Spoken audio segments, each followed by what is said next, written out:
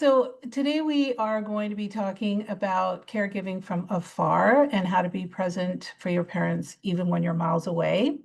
And I'd like to welcome Ashish Gupta, who is the CEO and founder of Samarth. And Samarth is actually one of Desi Daughters' sponsors, so we're really appreciative of that. Thank you. Let's start off by hearing a little more about you, Ashish, and then we can go into the questions. Sure. So thank you very much. Thanks, Sonia. Thanks, Selena, and thank you everyone for joining in today. Um, I know the fact that you are here means that this is a topic which is close to your heart. Uh, so quickly about me, I mean, look, I'm not an expert, nor am I a guru on anything. I'm a son and son-in-law, or a child like many of you, who has just had the benefit now of having been involved in looking after parents and elderly, both in their own family and now thousands of others who we have supported and continue to support over the last 10 years. Uh, by profession, I mean, I was an engineer. I went to IIT Kanpur, did some work in with Halliburton, then went to IIM Calcutta and was with McKinsey for a good part of my career. Uh, so, like you, I spent a lot of my time overseas, but decided to come back once our daughter was born. We wanted her to grow up in India. And then over the last almost 25 years, I've been an entrepreneur in media and then worked in education, was involved with setting up a few universities, served as a pro-vice chancellor for a couple of them. And for last 10 years, really, Samarth has been the center of my work. And it wasn't a business that I had planned or, something that we co-founders were looking to do. It was born more out of our own sort of frustration with not being able to find the kind of care and support that we wanted for our parents. And so we said, look, let's put our collective experience and knowledge to some use and try to see if we can do something. And over the last 9-10 years, we've now become reasonably, I think, good at it. If I say that myself, uh, we now serve in about 350 cities in India and have clients in 33 countries, Indians whose parents we look after in India. So that's a little bit about me. I have two daughters and one wife, and we live in Gurgaon. I'm glad you got that right. Two daughters and one wife. Well, thank you, Ashish. That was a really great intro. So in your experience, and you say Samarth has been in service for about 10 years.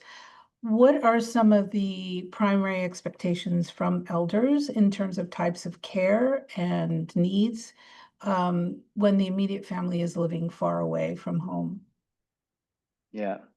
So I think this was the first question that we tried to answer as we started. Given our own sort of background, one of my co-founders is an economist, and I've been working in consulting, and so we said, look, let's first find the problem, and that's what you're asking. What is the problem that we should solve for? And so we did a fairly large research when we started with about 1,000 people. These were elderly in India, children like us in India and outside. And we asked the same question, look, what is the expectation? What would make life better? Both for elderly and actually for children, people like us. And the answer was extremely insightful. And I think that's what has kind of shaped our journey so far. So if I were to ask a set of people like me, and you all can play out this question and answer in your own mind, what do you think you want to do for your parents to make their life better? The answer we got from most children was, things like, oh, somebody should be there in case of emergency, their health needs, going to doctors, their safety, chores at home. If you think about it, most of the times we think of the physical issues, the physical challenges, the physical needs. The response we got from the elderly was actually quite striking and strikingly different. For them, the big needs were not just the physical needs, but they were more social and emotional. And over time, as we figured out, they are not too many. I mean, there are three needs. You know, they want people to talk to, which we all said, look, we understood, it was intuitively clear to us. But the second one, which was places to go to, which wasn't as apparent to us before we started.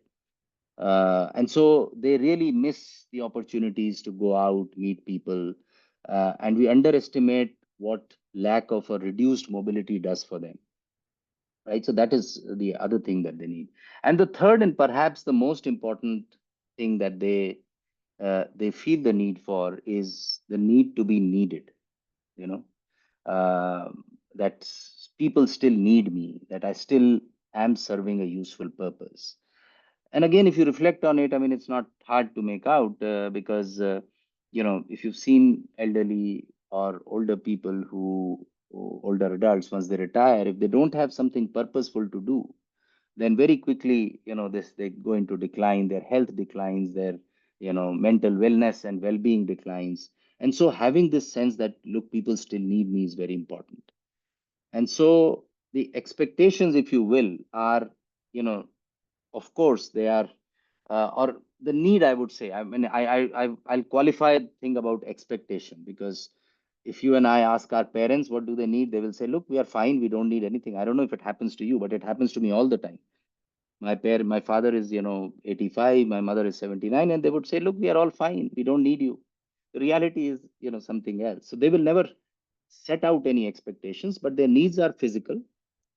These three things are what we now call the three joys. So these are three things which make them happy: people to talk to, places to go to, and to feel needed. There are two worries that they have.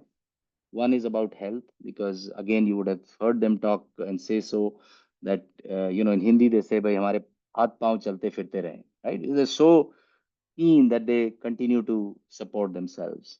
And the second is about money matters. And this, by the way, is not related to any social strata or how much money they have or don't have. It's just that they are happy to spend money on grandchildren, sometimes on children, but spending money on themselves, doesn't come easy to them. So those are the two worries they have. And the one biggest wish or hope they have is to continue to stay independent, right? So at least we see the expectations or the needs of the elderly in this frame. We call it the 1, 2, 3 framework, the one wish, two worries, and three joys. So that is what, as children and close family, is one frame to think about how to provision care or how to support our parents. If you can help increase their joy, enhance their joy, if you can reduce their two worries that play on their mind, and if you can help fulfill that wish of continuing to feel independent, that is, in our opinion or our view or our experience, the primary expectations elders have. Okay, very interesting. So what can families do if they live afar with a one, So two, I think, three? yeah. So look, again, I can perhaps exemplify this a little bit. Oftentimes when my parents stay away. My brother and I, we stay in Delhi. He's a doctor. We Before I started Samarth, we used to sort of try to convince them to come and stay with us, or at least take an apartment here. And we said, look, how convenient it will be for you, not realizing that it will be convenient for us and not for them. And they would very steadfastly say, look, no, we want to live in our own home. And later on, after this research and after the work, I realized why it is so. So I think, one, we have to reconcile to certain ideas that or certain beliefs that they have, which are hard to change, right? So respecting the need for independence, right?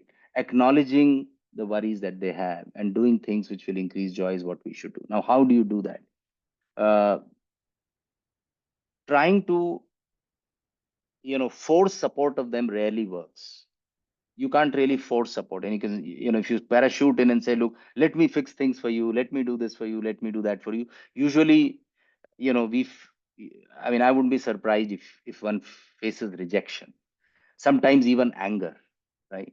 And we worry, we wonder why is it, we are trying to be helpful, but why are they not taking help?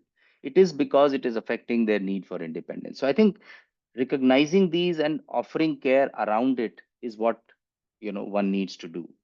So one has to provide care in a way that it still makes them feel that they are in control, right? That it is not overwhelming them and taking away their sense of independence.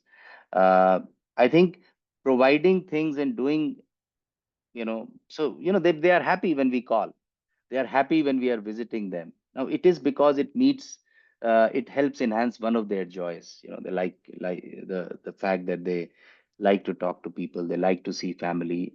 Creating opportunities for them to go out, making it easy for them to go out, right? Uh, Recognizing maybe one or two things which will give them a sense of purpose. See, in India, I mean, I'm sure all of you have family in India and have spent time in India. For most people of my parents' generation, their life has been around taking care of children, making sure that they grow well, they are well educated, so they're devoted to children. After that, one of the spouses is devoted to the other, and their main purpose becomes, taking care of each other, their job, their careers. And once that goes away, there's a big vacuum. And so as children, I mean, we have to think about what is it that will fill that void. Are there old hobbies, are there old interests, and are there ways that we can make it easy for them to pursue that, right? So I think that would be my sort of answer to this. That's what we try to do, and we've seen that it makes a difference. Okay. So to get to that point, how do families assess when support is needed, and how can they strengthen that support system? So, a few things. One is, I mean, there are 4 or 5 markers when you can see that they are requiring some kind of support. Uh, they will rarely acknowledge it. They will rarely say it on their own because they're all proud people. They don't want to be seen as dependent in any way. But some of the markers are if they've had an emergency or a health event, right? Then clearly it reduces their ability to do a bunch of things. If they are showing signs of frailty or weakness, right? Medically, I mean, we all know that as people age, they lose muscle mass, they are unable to do things, or things which were easy for them become difficult, right? And so clearly they need help and support, right? If they need to be reminded to get things done, right? That's a sign that some sort of support is needed. If you see them facing isolation or depression, suddenly friends go away, or people that they were meeting earlier, they are not meeting anymore. And I think a very big important sign is if they have, if you see reduced self-care, if they've stopped looking after themselves, I could see that in my home. My mother was a very proud homemaker, and she was extremely particular about cleanliness. Things have to be exactly like that. And then gradually I could see that, look, she's not that particular anymore, and the things were not as prim and proper anymore, and she was, you know see, because her ability to do that was falling away. And so these are some signs to look for, and it will tell you that there's now an opportunity. I would not say a need, but there's an opportunity for us to step in. See, one of the things we do oftentimes, and this is like my pain point as we serve clients, is that people act too late. They do something when either an event has taken place or a fall has happened.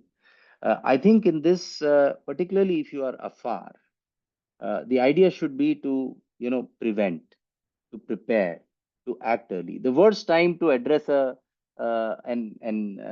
emergency is when the emergency has happened, right? So I think doing this early, providing and creating a sort of safety net early is what can actually keep them independent for much longer. So from a variety of perspectives about enhancing and increasing their independence, on ensuring that their quality of life doesn't sort of decline very quickly, and even in terms of cost and expenses, prevention, acting early is what I would say. Anybody who's not with their aging parents needs to think, right? The other thing is that, look, care is not it's not a solo sport. It's a team effort. And creating that ecosystem of support where the family, the elderly, and we ourselves are not just dependent on one person or one thing is, I think, important. Because then collectively, even among brothers, siblings, if we share the responsibility and the joy of care, then I think and do that early. That's much more effective and impactful.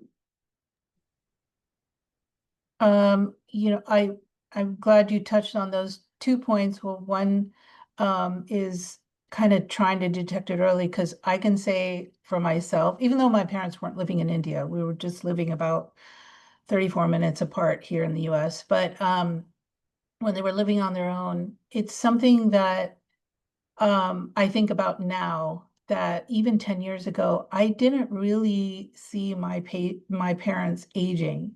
They always looked the same. They were same, from when I was little, as long as I can remember Yeah, far back. They never seemed to be aging because they were independent. But boom, something happened, my mom's yeah, to my mom, and that's when it all started. So key is to prepare and really think about things early on, because it is inevitable, not that they would get sick, but they are going to age and they are going to need some right. sort of help. And two, yes, if you have siblings, it's really important to have these conversations really early, Early. as early as you can even, you know, at the point where you're thinking about your parents aging, that's when you start talking to your siblings, because it is, it's always one person that's ends up doing the majority of the care and taking on the Yeah. responsibility. And I can tell you from experience, it's very No, no, difficult I to have know. the entire responsibility on yourself. Yeah, So yeah, I'm I glad you know. hit on those points. Right. And there was and again, this is a very culture specific aspect where Mhm. historically, it was the children's responsibility to look after parents, Yeah, and taking any sort of support or external help was almost considered kind of, taboo. shirking your responsibility. Yeah, Yeah, yeah. Yeah. kind of I think shameful. that Right, right. But I think, that norm is also changing because, Mhm. uh, you know, both parents and children are much more pragmatic now. I mean, it's not that it's lack of love or lack of, willingness to do something which comes in the way. It's just that life is, more complex, more complicated now. I see families balancing the needs from the parent side for the children, and you're caught in between. So and yet you want to do more. You want to make sure that your parents are safe, your parents are taken care of, they're happy, they're healthy, right? And so at least my advice to everyone is that, look, there are some things only you can do, right? The nobody else can replace the love of a child, the years of togetherness that children have had with their parents, and this emotional bond that is there. you know s- Focus your energy on nurturing that. I see too many times when there are people who are, caring from afar, and their calls are about tasks. Their calls are not about anything else. They're saying, look, have you done this? Has this happened? Right? So all the time they are chasing tasks. Even when they visit, they have a list of things to be done. And so if they're here for 2 weeks, they're here for, whatever time, they're chasing tasks, they're doing this, they're setting up this. And so the real, you know, the quality time that they can spend together with their parents doesn't really happen. Yeah.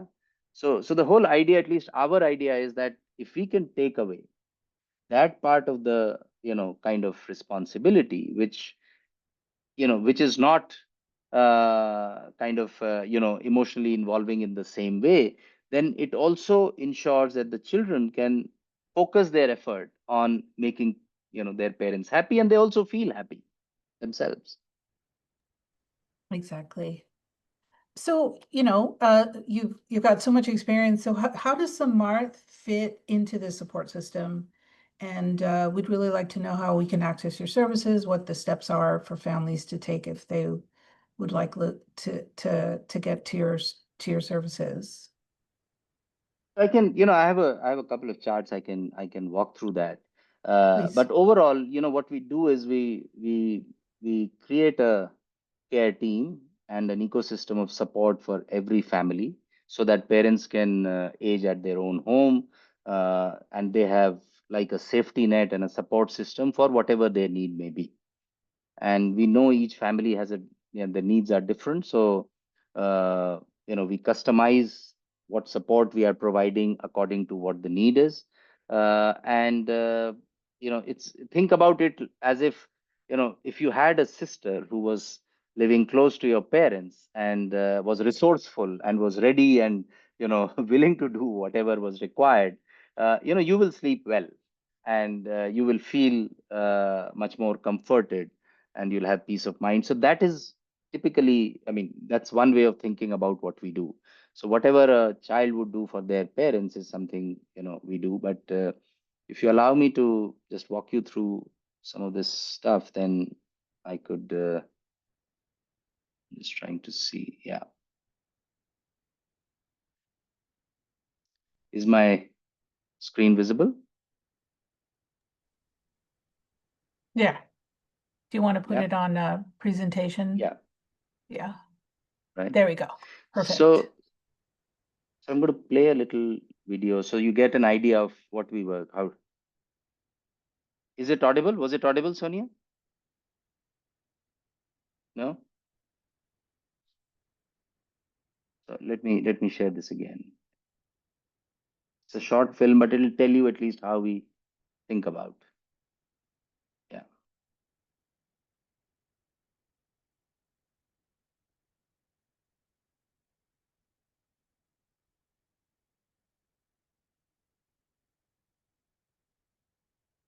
Never got sick, never stopped doing what's best for us, are turning old. Yes, they are. You know it. So do we. It's hard to believe, right? The once mighty arms that could lift anything, even you, are turning weak. The lips that commanded attention, discipline, and dedication are slowly trembling. The infectious energy that kept the entire home in order is wearing. The ones who took care of us through sickness and health now need care from us. But you cannot be with them all the time. You too have to lay the foundation, pay your taxes, build your own family. You have to now step into your parents' shoes. This is where we at Samarth step in. Present in over 350 cities across India, we extend our services to Indians in over 30 countries. We have a team of more than 350 care professionals and a network of emergency ambulances, hospitals, clinics, and providers across the country to provide healthcare for your loved ones. We help you take care of your parents even when you're not there. We make regular visits, keep a tab on their health and safety, take them for their appointments, help them pursue their interests, provide companionship so they are assured that their children are always around to look after them. We take care of them the way you want to, and we keep you updated from every interaction we have so you don't miss out on anything.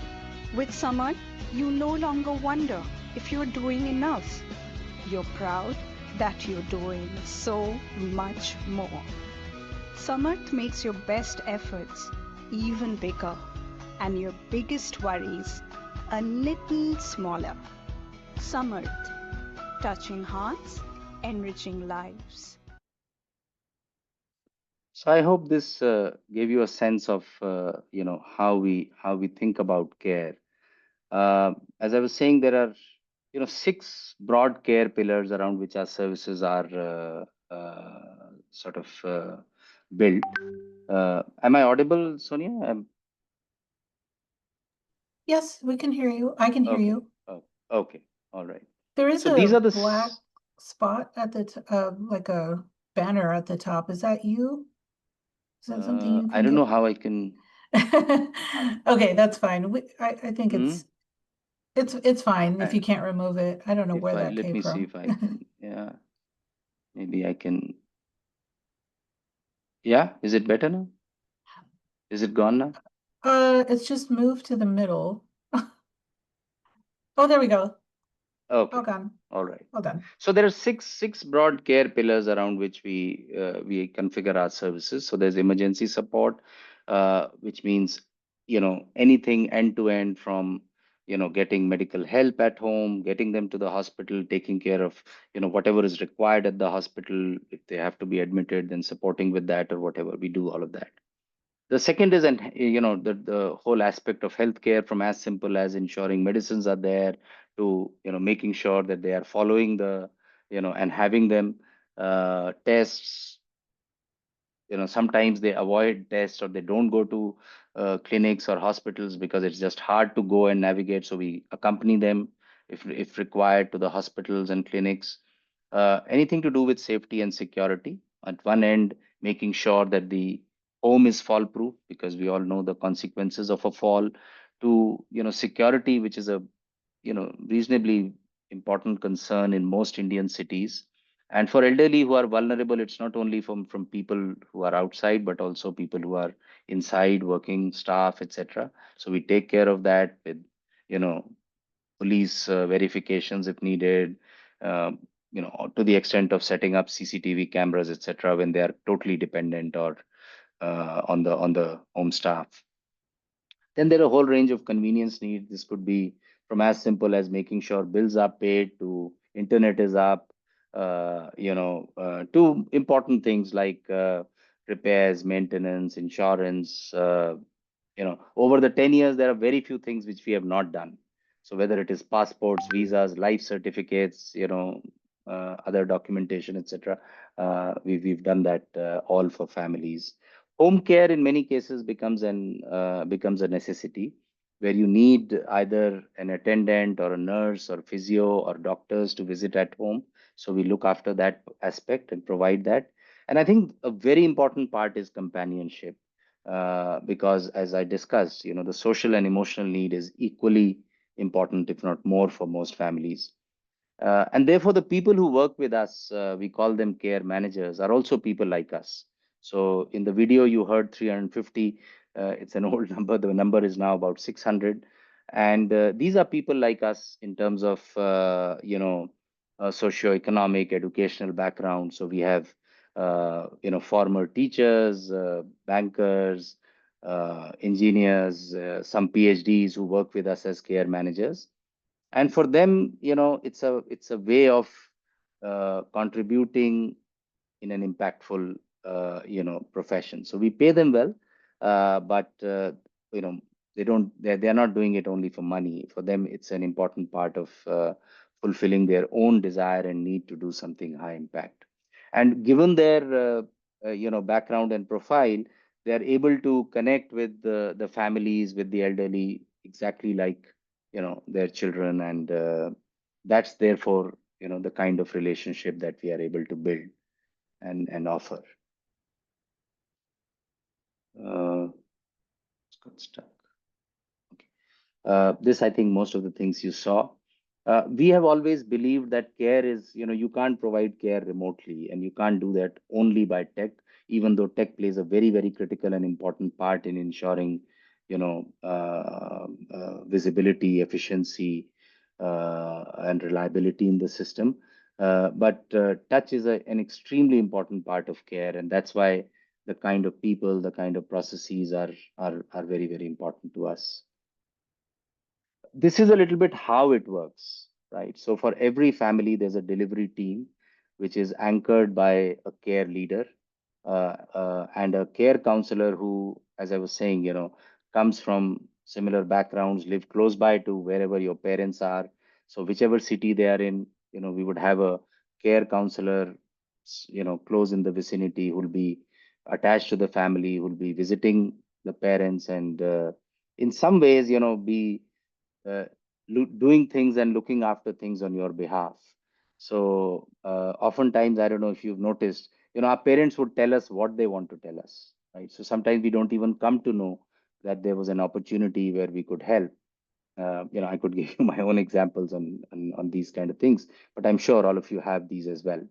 So between the care counselor and the care leader, they make sure that whatever you want to do, whatever our learnings and best practices are applied with the family, and they are supported by a central team, our experts, people who know, for example, healthcare very well, insurance very well. We have our own doctors, physicians, geriatricians, nutritionists, physiotherapists, etc. We have our own clinic called Samarth Clinic for Healthy Aging, and that provides support to all the families under our care remotely and locally. We have networks of doctors, etc., who are brought in.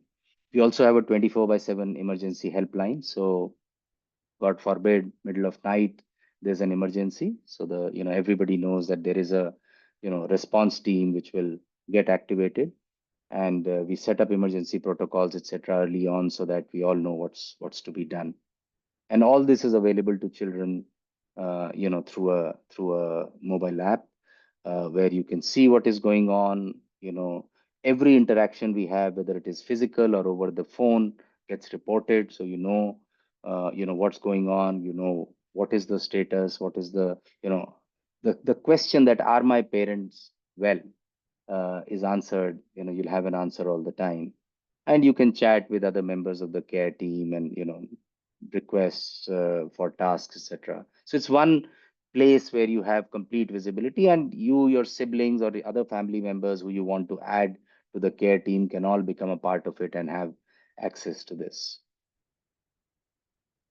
I'm not going to go through this, but suffice to say that this page has a list of about 50, 60 things. And these are examples of what we do under emergency, healthcare, engagement, safety, security, convenience. But the principle is that, look, whether it's a list of 60, whether it's a list of 100, if there is a 101st thing or 102nd thing, like you as a daughter would not say, look, I can only do this, but for this you find another daughter.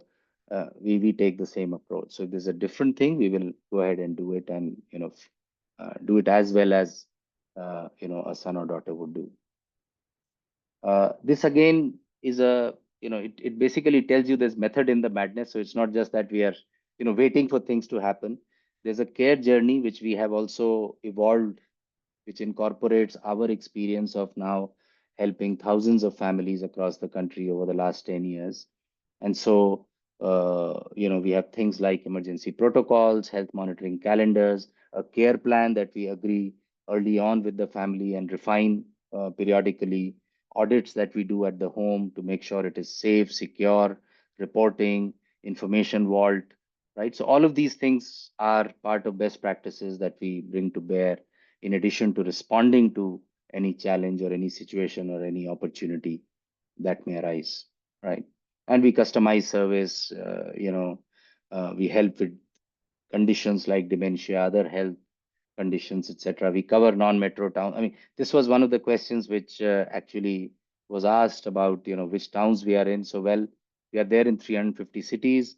You will see this is a partial list of cities, but you'll see that other than all major cities, we serve even in very, very small towns like Haldwani and Lansdowne and Navsari, etc. So, we have pretty much, cover the whole of the country, at least the cities.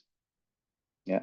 There's also a benefit for the parents because, while our desire is to offer care, parents, as we discussed earlier, I mean, they want independence. They want to, look at things from their own perspective. So they become part of our community. We have a privilege program which helps them engage with others, like-minded elderly or older adults in their vicinity across the country or online. There are events that happen, there are local meetups that happen. We publish a magazine, we have a very active WhatsApp channel because we recognize that's how many elderly consume their content. So they also, have something which is exclusively for themselves.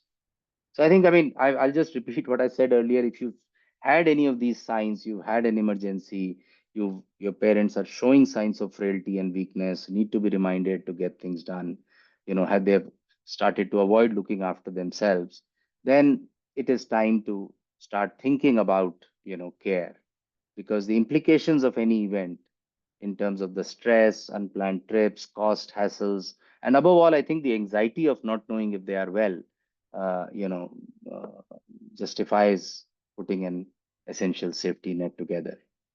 Yeah. So I'll stop here, and I'm happy to, if there are. Yes, thank you so Yes. much, Ashish. If anyone has any questions, please go ahead and ask.